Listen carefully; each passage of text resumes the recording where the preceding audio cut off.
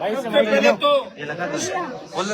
मैं तमाम राजस्थान के कोने पुत्रों का, भूमि पुत्रों का, मेरे छोटे भाइयों का हार्दिक से आभार प्रकट करता हूँ। बहुत बहुत आपको धन्यवाद। इस बरसात के अंदर आपने बिना परवाह किए अपनी जान की आप लोग यहाँ पे आए और यहाँ आने के बाद आपने जिस धैर्य का प्रति दिया, पिछले 7 दिन से लगातार इस राजस्थान की गूंगी बेरी सरकार जिसके अंदर संवेदनशीलता नाम की कोई चीज नहीं, जो संवेदनहीन हो चुकी है। भाइयों, जिस समाज का बेटा 7 दिन से ऐसे में उसकी मोर्चरी के अंदर है, बूढ़ी माँ इंतजार कर रही है मेरे बेटे के आखिरी दर्शन कर लूं, और जिस समाज के साथ जो हमारे भाई हैं, जाट समाज, बिश्नोई समाज, अब इनके 7 MP और 38-40 MLA राजस्थान के अंदर है। और आप ये दुर्दशा है, अंदाज लगाओ अगर किसी ऐसे समाज का बच्चा शहीद होता जिनका एक भी विधायक नहीं होता, उस पर क्या बीतती, इस बात से आप अंदाज लगा सकते हो। सरकार को कोई शर्म नहीं आ रही है, और न हमारे नेताओं को शर्म आ रही है, न हमारे मंत्रियों को शर्म आ रही है। वोट के समय तो जाती और वोट लिया और उसके बाद अपना बिजनेस व्यापार और दूसरे लोगों के साथ 7 स्टार होटलों में पार्टियां करना और हमें भूल जाना, यही हमेशा 70 साल से दुर्भाग्य राजस्थान का रहा। इसलिए भाइयों, मैं इतना इस मौके पर कहूंगा कि हम कोई राजनीतिक रोटी सेकने यहाँ पे नहीं आए। पहले दिन जब राकेश के परिजनों ने मेरे से बात करी और वो घर आए, मैं कहीं बाहर था, 2 घंटे बाद मैं आ गया, मोर्चरी में मैं आया और जब उनके भाइयों से बात करी, मेरे बगल के ही मेरे क्षेत्र के मेड़ता क्षेत्र के मेरे बगल के पारिवारिक रूप से उनको जानता हूँ। एक भाई आर्मी के अंदर रिटायर्ड देश सेवा करी और दूसरा पुलिस के अंदर। इतना सभ्य शिक्षित परिवार, बहुत बच्चा बहुत इंटेलिजेंट था। और इनके भाई साहब ने बताया कि जो HOD था बार बार कह रहा था कि अपने परिजनों से हमारी बात कराओ, और जब फौजी साहब बात करने गए तब उसने HOD ने कहा भाई आपस में सेटलमेंट करो, हम आपका ध्यान रखेंगे, थोड़ा आप भी हमारा ध्यान रखो, थोड़ा ध्यान रखो, 20,000 जो थीसिस पे सिग्नेचर होना है। अब आप बताइए, 1.5 साल से उसको मानसिक अवसाद में डाल दिया, फिर उसको कहा तुझे फेल करूंगा, और फेल करने के डर से यहाँ बड़े बड़े डॉक्टर नहीं है, आप देख अपनी जो संख्या है ना डॉक्टरों के लिए लड़ रहे हैं, या फेल करने से डर से यहाँ बड़े बड़े डॉक्टर नहीं आए कि हमारा भी नाम लिख देंगे और ये आंदोलन तो समाप्त हो जाएगा, फिर हमें फेल कर देंगे। ये भाइयों, ये तुम्हारी नौजवानों की ताकत है, तुम्हारी ललकार, तुम्हारी हुंकार। लोकतंत्र के अंदर जिनके साथ संख्या होती है वही सरकारों को बदलते हैं। मैं धन्यवाद दूंगा राजस्थान के नौजवानों का जो 25 मई को आक्रोश रैली निकाली और 1 लाख से ज्यादा संख्या के अंदर इकट्ठा होकर मोदी को चेतावनी दी, मोदी जी दिल्ली की तरफ हम आ रहे हैं, तैयारी कर लो। ये तो टेलर था, पिक्चर चल चाहे दिखा देंगे। मुझे पता है आपकी भुजाएं फड़क रही है, आज आप चाहते हो कि कूच करें, और मेरा मन भी कूच करने का ही जगह, लेकिन हम चाहते हैं कि परिजन जिनके लिए हम आंदोलन कर रहे हैं, हमारा मकसद यहाँ राजनीति करना नहीं है। छोटे भाई संग्रह विधायक का, हमारा अनिल चोपड़ा जो भी विश्वविद्यालय का अध्यक्ष, पूर्व अध्यक्ष लंबे समय से विक्रम बिश्नोई, उप जिला प्रमुख जोधपुर, और तमाम जाट समाज, बिश्नोई समाज और सर्व समाज के नौजवान जो प्रदेश के कोने कोने से यहाँ पे आए, हम भाई हैं, हमें कोई अलग नहीं कर सकता। लोग कई तरह के सवाल मीडिया वाले पूछते हैं, लेकिन मैं उनको एक ही बात कहता हूँ, भाई भाई से झगड़ा कर लेता है और भाई भाई के साथ वापस बैठता है, घर घर की कहानी है, ये तो आप जानते हो। लेकिन हम एक दूसरे के बड़े राजस्थान के अंदर और एक दूसरे की मदद करेंगे। भाइयों, इतना ही विश्वास मैं आपको दिलाता हूँ कि अगर परिवार संतुष्ट होते वार्ता में आके कह दे कि हम संतुष्ट है, तो हमें कानून व्यवस्था नहीं बिगाड़नी, और परिवार कह दे कि हमें जबरदस्ती संतुष्ट किया गया, तो भजनलाल का जो पुलिस का जो रेला दिख रहा है, इधर हम कूच करेंगे और भजनलाल की आवाज की ओर बढ़ेंगे। इसमें कोई दो राय नहीं। अगर हमारी मांगे नहीं मानी गई, परिजनों की मांगे नहीं मानी गई, आज कूच होगा, और कूच के बाद क्या होता है, अभी रणनीति तय करेंगे, फिर बड़ा कूच होगा, वो दिल्ली की तरफ होगा, और प्रधानमंत्री जी का ब्लड प्रेशर भी हाई लो कर देंगे, जो पहले मामले कई बार किया। ये आप चिंतित नहीं हो, मैं धन्यवाद दूंगा आपको कि आपका जब रेला यहाँ आया तो बैरिकेड इधर उधर हो गए थे, जो जोश आपके अंदर है, लेकिन जोश में होश अपने को रखना। जो सामने हमारे खड़े हैं वो भी हमारे भाई है, किसान के बेटे हैं, इनके हाथ में नहीं नौकरी देना या करना, ये तो प्रयास ये भी कर रहे हैं, ये भी चाह रहे हैं। 6-7 दिन से आज झरोड़ा गांव के अंदर बिश्नोई समाज, जाट समाज के चूल्हे नहीं जल रहे हैं। लोग कह रहे हैं पहले उसके अंतिम दर्शन कर लें, शर्म आनी चाहिए सरकार को, और शर्म आनी चाहिए हमारे मंत्रियों को, हमारे जनप्रतिनिधियों को। एक विधायक बैठा है, एक सांसद है, कि बाकी कहाँ चलेंगे? ये आप तो सोशल मीडिया के माध्यम से आप आए जो उनकी सवाल जवाब करना। और हम कोई पहली बार किसी के लिए नहीं आए। जहाँ भी आवश्यकता पड़ेगी राजस्थान की किसी भी जाति को, राजस्थान में कई अन्याय अत्याचार होगा, कहीं भी नौजवान या किसान को कुचलने का काम होगा, हनुमान बेनीवाल सबसे पहले उस पीड़ित शोषित तबके के साथ सड़क से लेकर सदन तक लड़ाई लड़ेगा। भाइयों, मुझे दुख इस बात का है कि देर सवेर अंधेरे में भी परिजनों से मिल जाते इधर आके। कौन रोका था? मंत्री। कल यहाँ का गृह राज्य मंत्री एक पीड़ित से मिलने आया, यहाँ भी आ जाता। अगर हमारे पास हमको डर लग रहा था तो पर्ची भेज देता, हम इनको अंदर भेज देते। अरे शर्म तो करो, ये शर्म नहीं क्या सरकार को? भजन लाल जी, आपके पर्ची खुली है, आपके बुजुर्गों ने कोई अच्छा काम किया होगा। आप उस कुर्सी पर बैठे जिस कुर्सी की तरफ आप कभी देखा करते थे, और आप तो क्या काम करते थे 95, 96, 97 तो मैं तो जानता हूँ आपको नजदीक से। यहाँ पे पार्टी का अलग पास कौन सा काम था भाई? किस्मत थी उनकी, बन गए। अब बन गए तो बीजेपी में ज्यादातर लोग चाहते हैं इसको सल्टाओ, यहाँ से भगाओ, ये बीजेपी चाहती है, और ये इस बात को नहीं समझ रहे। तो इनको समय रहते बात समझनी चाहिए, क्योंकि लॉ एंड ऑर्डर राजस्थान में एक बार अगर बिगड़ गया तो दिल्ली में यही बात जाएगी। बदलाव से राजस्थान संभल नहीं रहा है। हमारे बच्चों को तो कोई नुकसान, 2-2 4-4 लाठी खा लेंगे, वैसे ही तो उससे ही तैयार लाठी बांटे तैयार होकर निकले। लेकिन भजन लाल जी को फिर दिल्ली में उनकी दुकानदारी बंद हो जाएगी। इसलिए भजन लाल जी, हमने तो ये भी कह दिया कि आप अगर चाहो कि आंदोलन आरएलपी और कांग्रेस के लोग मिलकर कर रहे हैं तो हम यहाँ बैठे हैं, आप अपने घर पे परिजनों को बुला लो, फिर इसकी बात कर लो, और घर से ही आप जारी कर दो बयान की मांगे मान ली, हम ऐसे चले जाएंगे। ठीक बात है कि नहीं? और अब आप चाहो कि हम पुलिस से डराएं, जाब्ता लगाएं, ये करें वो करें, ये जाब्तों से पुलिस लेने वाले हम लोग नहीं। या तो हम लास्ट तक ये चाहते हैं कि लॉ एंड ऑर्डर नहीं बिगड़े, लेकिन हम कमजोर भी नहीं।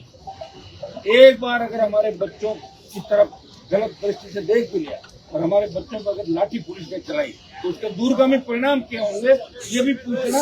एक बार यहाँ महेंद्र चौधरी आई थी बाड़मेर के, उन्होंने लाठी चलाई थी और लोकसभा का उनका टिकट में नाम आया, टिकट बांटने के बगल में मैं बैठा था। मैंने कहा इसको नहीं देना, इसको ये भी ध्यान रखना भाई, कभी हमारा चक्कर में जो चढ़ गया याद बहुत रखना है। एक हमारी आदत है, भूलते नहीं। कौन हमारे किसान का दुश्मन है उसको भी याद रखते हैं, और कौन हमारे दुख में साथी है, चाहे कोई सी भी जाति हो, उसको भी याद रखते हैं। ये बीमारी मेरे को नहीं भूलने वाली, और इसीलिए मैं सड़कों पर, अगर मैं भूल जाता मैं 2003 में मंत्री बन जाता।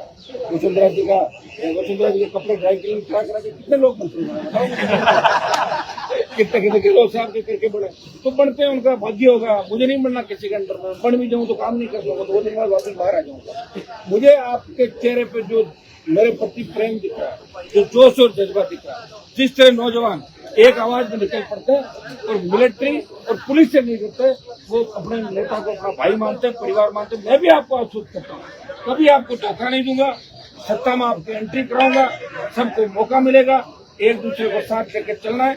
नशे की प्रवृत्ति से दूर रह के हमारे छोटे भाई कैसे कामयाब हो, किस तरह हम सत्ता के अंदर इतनी तादाद के अंदर सरकारी नौकरी में आ जाए कि हमें इस तरह दूसरे राकेश के लिए कोई अगर सही नहीं है, ईश्वर करे हो भी जाए कोई हमारे समाज में, किसान में कोई दूसरा, इस तरह शादी इस बात का हम परमानेंट इलाज करके जाएंगे।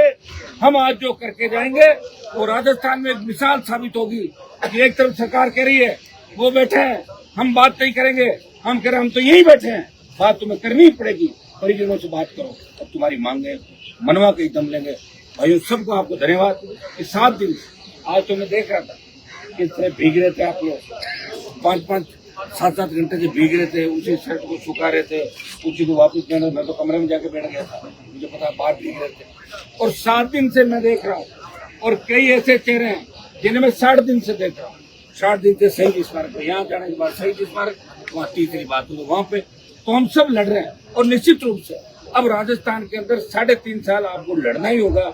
अगर 3.5 साल आप लोग लड़ दिए अपने हक और अधिकार के लिए, तो आने वाली 50 साल आपके बच्चों को राजस्थान में लड़ना नहीं होगा। इतना विश्वास मैं आपको दिलाता हूँ।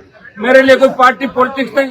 जब राजस्थान में छात्र संघ चुनाव कराने की बात आई, अकेला व्यक्ति था जो छात्र संघ चुनाव कराने के लिए 1 महीने में 12-13 रैली करके और बच्चों के बीच गया, लेकिन छात्र नहीं है उस रैली में, नहीं था।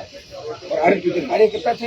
अगर मैं वो रैली नहीं करता तो मेरी रैलियों की जो तादाद है 1,00,000, 2,00,000, 5,00,000 वो हवा निकाल दी छात्रों ने मेरी उसमें, और मेरी 15 MLA कम हो गए। हनुमान जी की जो आदमी नहीं आए, छात्रों की रैली थी, वहाँ तो छात्र चाहिए, वहाँ को छात्रों वाले किसानों को थोड़ी बुलाना।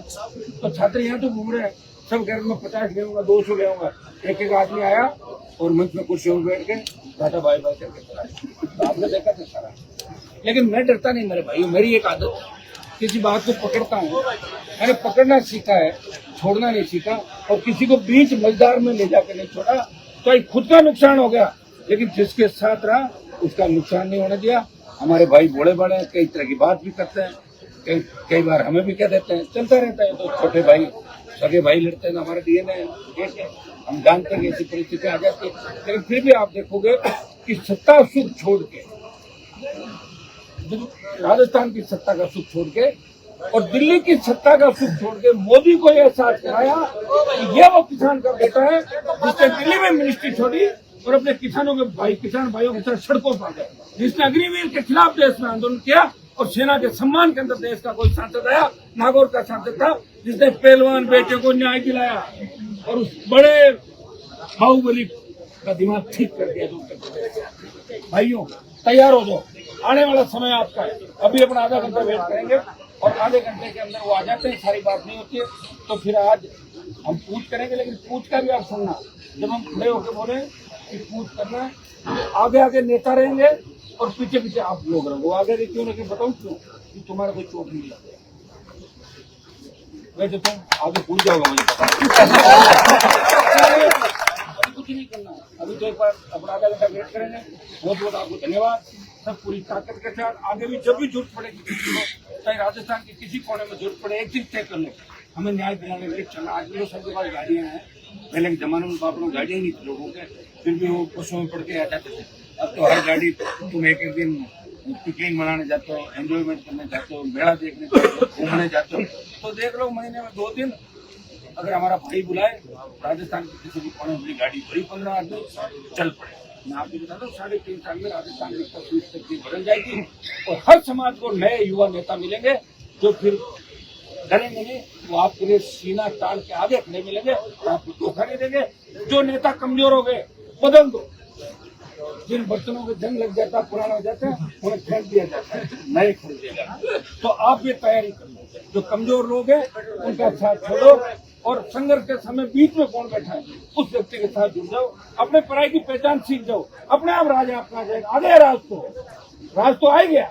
18 में कांग्रेस बीजेपी को पूरे वोट नहीं मिले थे, वो मेरे 10 लाख वोट अगर एक पार्टी में मिले थे, बीजेपी का अलायंस 25 सीट आ गई। और अब की बार कांग्रेस पार्टी की सीटें नहीं है, राजनीतिक अलायंस नहीं होता इंडिया अलायंस, तो निश्चित रूप से कांग्रेस को करारी चोट खानी पड़ती, क्योंकि उसके बाद जो उपचुनाव हुए थे उन उपचुनाव में 4 जगह डिमांड करती हुई जीत की वजह से इस तरह कांग्रेस की किरकिरी हुई राजस्थान। मैं तो वही हूँ, मैं तो वही खड़ा हूँ और मैं नहीं आ रहा, मैं कभी हार ही नहीं सकता।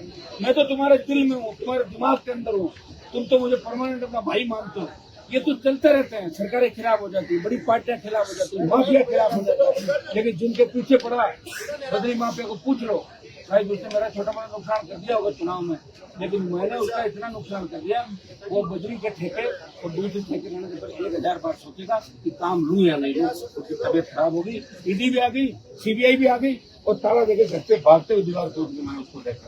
मैं प्रयास करता, सारे लोग मिल जाए फिर भी मैं नहीं लूंगा। अभी तो स्थिति ये होगी, सरकार दूसरा कोई लड़ने वाला नहीं, और इधर जैसे ही बैठते हैं तो सरकार में एक बात आती है, हनुमान को क्रेडिट मिल जाएगा। अब तुम ले लो ना, मना कौन कर रहा है? हम कह रहे हैं आप बदला जी, आप क्रेडिट ले लो, चलो परिजनों को बुलाओ, अपने घर से PC कर दो और वहीं कह दो मैंने बात करी और मैं इनको दे रहा हूँ, हम राजी राजी करते रह जाएंगे। खुद कुछ करो नहीं, दूसरे को कुछ करने नहीं दो। अब आपके पास हनुमान देने वाला तो है नहीं बीजेपी के अंदर, हर जगह हनुमान देने वाला समाज में भी नहीं है। ये तो कभी कभार मजबूत लोग समाज में राम सिंह जी मिश्र की याद आती होगी, मिश्र समाज पर वो थे तब क्या था, और आज अगर 5 भी बढ़ गए 8 भी बढ़ गए, उनकी और थोड़ी कर सकते हैं, नहीं कर सकते। तो भाइयों इन बातों को हमें याद रखना है। समाजों को बड़े मजबूत नेता कभी कभार मिलते हैं, वर्षों में एक बार। जिनकी रखवाली करना आप लोगों के हाथ में। आप जो मांग क्या रहे हैं, वोट जो मांग रहे हैं वो क्या करें, बाद में जल्दी हम चॉइस करते हैं। उस दिन जाके वोट दे दो, उस दिन भी याद नहीं रहता। तो मेरे सामने क्यों से जीता है उसके लिए कह रहे, मैंने कहा मुझे वोट क्यों नहीं दिया। बोले साहब आप भैंस का काम करके नहीं जानते, भैंस का काम करो।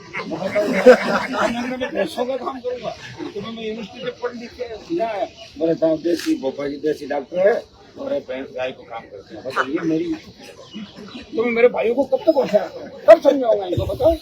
या तो फिर मैं 1 महीने में कैंप रखूँ, मैं 3 दिन भैंस का, 2 दिन उसका, 4 दिन बकरी का, 2 दिन उसका। वोट ऐसी लोग समझदार लोग होते हैं। इस तरह की बात है। गजेंद्र सिंह ने कहा मेरी मूंछ कटवा दूंगा, तुरंत कटवा देनी, वोट डालने नहीं डालेंगे ना। रोड वाले ले जाके टिकट देके खिलाए ले आए, मेरा विनाश किया, दूसरा विनाश किया, मेरे पे आरोप लगाए, जिनको पिछली बार विधायक हमने पढ़ाया। अगर वो 5 साल में से राम राम रखते ना तो भी वही जीतते। राम राम नहीं छोटी छोटी बातों के लिए उससे बात करें, फलान जी में कांग्रेस में उनसे बात करें, करता रहे बात चला गया, वो भी चला गया। लेकिन मैं पूरा कर नहीं गया, मैं तो थोड़ा सा कर गया हूँ। पार्टी का वोट बैंक बढ़ा, सांसद हूँ, चिंता नहीं करें, आप सबको वापिस संकित कर लूंगा। और दिल्ली के अंदर भी राजस्थान के जो जवानों की एक मजबूती मैंने दिखाई। जब मैं गया था पार्लियामेंट में तो यूपी, बिहार, हरियाणा, दिल्ली के लोग कहते थे कि राजस्थान के लोग जो नेता आते हैं वो सुस्त बहुत होते, लड़ते नहीं। मैंने ये दिखाया, राजस्थान के लोग लड़ते हैं, मोदी की सत्ता को छोड़ के भी लड़ते हैं। और पार्लियामेंट में भी आपने देखा होगा तो लोग कूदे थे, अपने तभी मछली भागते लोग, बड़े बड़े मंत्री धोती ऊंची करके, उस मेहमान में लड़ रहा था। अपना मैदान छोड़ के नहीं भागा और अपने लोगों को छोड़ के नहीं भागा। मेरी कथनी और करने में कोई अंतर नहीं, चाहे कितना ही नफा नुकसान हो जाए, इस बात का आप ध्यान रखना। और डबल क्रॉस भी नहीं करते। तुम खूब बच्चे मेरे पास आते हो, लड़के आते हो, कत्ल हो जाते हैं आपस के अंदर, लेकिन मैं कोशिश करता हूँ हमारे बच्चे आपस में समझौता करें, एक दूसरे का खून नहीं बहाया राजस्थान के अंदर। ये मेरी पीड़ा रहती। मुझे क्या करना बताओ मुझे, मैं तो जब चाहे सत्ता का सुख भोग सकता हूँ। मेरे लिए तो अभी मोदी की सत्ता चाहे तो बात सारी पड़ा, इधर बयान नहीं करना है, मैं आ गया तुम्हारे में बेटी बात। लेकिन तुम्हारे लिए फिर लोग कहते हैं वो भी चला गया। लेकिन मैं तुम्हारी पीड़ा को देखते हो भाइयों, लड़ रहा हूँ। 28 की लड़ाई के लिए तैयार हो जाओ। देखिए उम्र हमारी बढ़ रही है, हमारी ऐसा कोई इंजेक्शन आया नहीं, 30 साल उम्र कम करते हैं। वो आएगा तो लगा फिर ढाणी वाले चले जाएंगे। तो लोग तैयारी करो, इन बातों से समझो। आप राकेश की सादत है ये, इससे समझो कि हमारा कोई धनी जोड़ी नहीं, और सबसे बड़े हमारे दुश्मन हमारे ही लोग। हमारे कोई बड़ा अधिकारी किससे का है, मिलने का है क्या? कोई नहीं पाएगा। वो यही कहेगा कि तुम जल्दी जल्दी करो, क्यों बैठे हो, खराब हो रहे हो। अरे हम तो खराब हो गए, हमारा छोटा भाई चला गया, क्या परिस्थिति हमारी है। लोग अंगली उठा रहे हैं कि जयपुर में बैठे हैं, क्या ले लिया 7 दिन के अंदर। मैं आपको धन्यवाद दूंगा कि आज आपने ताकत दिखाई। हम भी इसका हल निकालना चाहते हैं, हम भी परिजनों के साथ हैं। अगर परिजन संतुष्ट है, हम संतुष्ट हैं। हमें कूद का कोई शौक नहीं है, ये तो जब चाहे कर लेंगे। अब तो आदत पड़ गई, बिना कूद कर हमारे बच्चे रह ही नहीं पा रहे, तो इनको तो हर 15 दिन में रिन्यू करना पड़ेगा। कभी इधर कभी उधर घुमान, तैयार है, ये बात मान लेंगे। और आज हमारा मकसद है कि राकेश के परिवार को न्याय मिले, यही मकसद है हम सबका। भाई अगर परिवार और उनके भाई संतुष्ट है तो फिर हम संतुष्ट, और उनको लगेगा वो बिल्कुल ही संतुष्ट नहीं तो फिर इधर फिर कहेंगे डॉक्टर राकेश बिश्नोई को न्याय दो, किसान के बेटे को न्याय दो।